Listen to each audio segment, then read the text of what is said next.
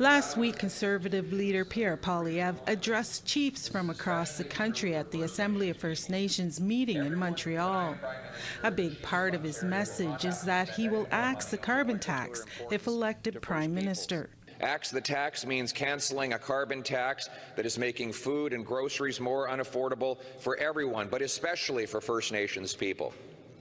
Because of the remote and colder weathers that you must confront, this tax is particularly cruel and unjust, and that is why I support the Chiefs of Ontario and their judicial review to counter this unjust tax burden.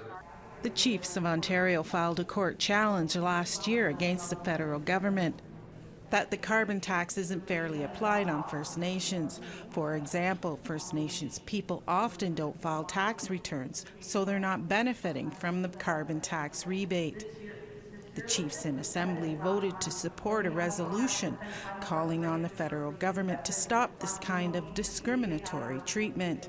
According to Regional Chief Abram Benedict, that means cross-country support in their legal battle.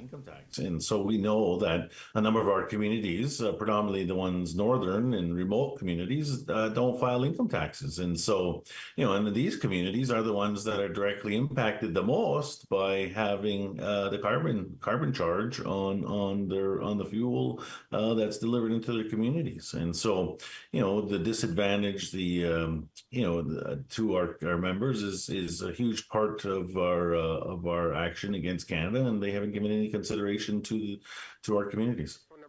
But Grand Chief Benedict said it's not just about axing the tax. Ontario First Nations support a way to address climate change as well. A number of our remote and northern communities are directly affected by climate change, and so winter roads are not the same. The water is either causing a lot of problem, or there is none. The migration of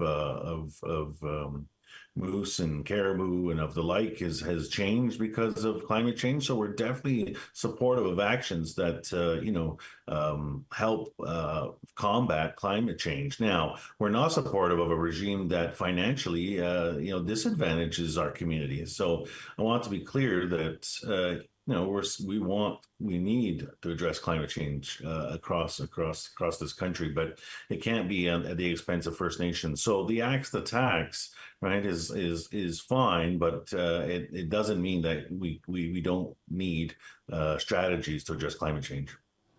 Benedict says he remains optimistic that the federal government will reverse the tax for First Nations before it goes to court. Annette Francis, APTN National News, Ottawa.